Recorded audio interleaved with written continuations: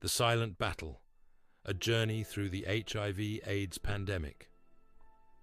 The 1980s ushered in an era of vibrant cultural expression, technological advancement, and social change. Cities pulsed with energy, their streets illuminated by neon lights, their air filled with the sound of synthesizers and pop anthems.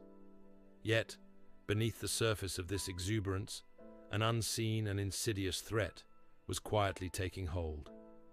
Physicians in major metropolitan areas began encountering patients exhibiting unusual and alarming symptoms, severe weight loss, rare infections, and a sudden collapse of their immune defenses. At first, these cases were dismissed as anomalies, isolated tragedies with no clear cause. But as the months progressed, the numbers grew, and a grim pattern began to emerge. The world stood on the precipice of a public health crisis, unlike anything seen before. Medical professionals in cities such as New York, San Francisco, and Los Angeles were among the first to recognize the troubling trend. Patients, many of them young and previously healthy, were arriving in hospitals with illnesses typically seen only in individuals with severely compromised immune systems. Pneumocystis pneumonia, Kaposi's sarcoma, and other opportunistic infections, once exceedingly rare, were now appearing with alarming frequency. The Centers for Disease Control and Prevention, CDC, took note, issuing their first report in June 1981. Yet the cause of this affliction remained a mystery, and as cases multiplied, so too did fear and uncertainty. Was this a new disease? How was it spreading? Could anyone be at risk? The absence of clear answers allowed speculation to run rampant, fueling anxieties and deepening the sense of crisis. In the absence of definitive scientific explanations, fear turned into hysteria, and misinformation spread like wildfire. Initially, HIV/AIDS was labeled the gay plague, reinforcing harmful stereotypes and marginalizing those most affected. Many falsely believed that the disease was confined to the LGBTQ+ community, ignoring the growing evidence that it was spreading in other populations as well. Governments and institutions hesitated in their response, and the media's sensationalized coverage further deepened public fear. Discrimination became widespread. Individuals with HIV found themselves ostracized, denied medical care, and even dismissed from their jobs. The lack of accurate information exacerbated the crisis, turning a public health emergency into a social and political battleground. Amidst the growing panic, scientists worked tirelessly to uncover the truth. In 1983, two research teams, one led by Luc Montagnier at the Pasteur Institute in France, and the other by Robert Gallo in the United States, successfully identified the virus responsible for AIDS. It was named the Human Immunodeficiency Virus, or HIV. This discovery was groundbreaking, providing a crucial step toward understanding how the virus functioned, how it spread, and ultimately, how it could be controlled. However, the road ahead remained daunting. There was no cure, no vaccine, and treatment options were rudimentary at best.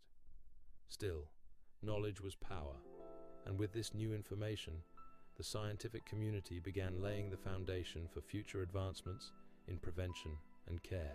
By the late 1980s and early 1990s, the global death toll from AIDS had reached catastrophic proportions. Entire communities were devastated, families torn apart, and countless lives lost. Funerals became heartbreakingly common, particularly in cities hardest hit by the epidemic. The LGBTQ+ community, already marginalized, bore the brunt of this suffering. But the disease did not discriminate. Women, children, and individuals from all walks of life found themselves affected. In sub-Saharan Africa, HIV/AIDS began to reach epidemic levels, overwhelming healthcare systems and orphaning millions of children. The world was facing not just a medical crisis, but a profound human tragedy. As the crisis deepened, so too did the call for action. Activists, many of whom were living with HIV themselves, refused to remain silent. Organizations like ACTUP AIDS Coalition to Unleash Power staged protests demanding government intervention, access to treatment, and an end to stigma.